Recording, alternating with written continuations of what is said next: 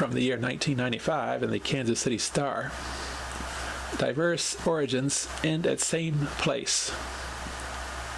LPBT competitors share their different stories of how they got started on the professional tour. Luckily for Carol Norman, she and a local banker, Denny Mitchell, were watching the same TV program in Ardmore, Oklahoma. The telecast of a ladies' professional bowlers tour tournament prompted Mitchell to call Norman. He had seen me bowl and thought I ought to try the Pro Tour, Norman said Sunday at AMF West Lanes in Overland Park, while preparing for the start of the AMF XS Challenge qualifying rounds today.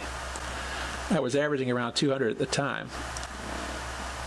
Mitchell helped me get a sponsor for $500, and he and my mother put up $1,000 apiece.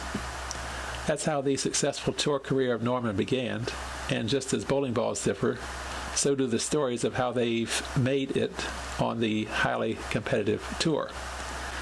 Despite the $2,500 backing, Norman wasn't sure she was ready for the Pro Tour in the winter of 1981-82. She had good athletic ability. She had played basketball and been a state champion discus thrower, and she really enjoyed bowling. But she had never even been in an airplane, and shooting well in leagues in Ardmore and for East Central University in Ada, Oklahoma, would be far different from crossing lanes with seasoned pros. After 18 games at her first LPBT tournament in Minneapolis, Norman wondered whether she had made the right decision.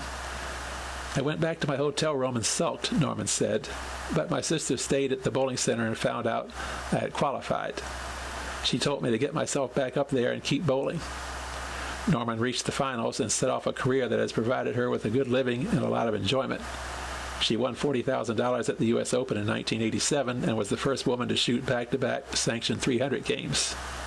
With all the travel and other things that happen off the bowling lanes, you can get burned out, said Norman, 33. I quit for 9 months, then came back in October a year ago. I'm enjoying it now more than ever. Back home in Australia, Carol Giannotti needed new worlds to conquer in bowling. She had won just about every tournament available to a woman in Australia. With the blessings of her parents and a word of encouragement from American pro Wendy McPherson, Giannotti set out for the United States at age 20 to try the LPBT Tour. 7 years later, Giannotti is a tour regular with career earnings of almost $360,000. I loved athletics, basketball, golf, indoor cricket, and bowling came to me right away, Giannotti said. I wanted to do it full time. Wendy McPherson told me, you have a good chance, but you have to work on it a lot. I came from a bowling family, so my parents were happy to see me try it. Giannotti maintains a residence in Anaheim, California, but goes home to Perth as often as possible.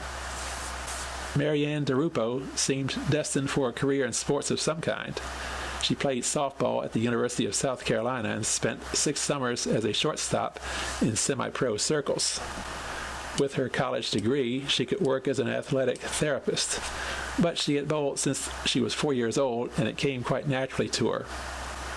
My mother managed a bowling center in New Jersey, and I spent a lot of time bowling and playing video games, DeRupo said. That helped me to stay out of trouble.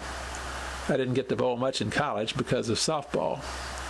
I'd go to the lanes and practice between midnight and 3 a.m. on weekends. DeRupo, now 27, obtained sponsors in 1991 but chose to wait a year before going on tour. She was an immediate success, winning honors as Rookie of the Year in 1992 and her first title the next year.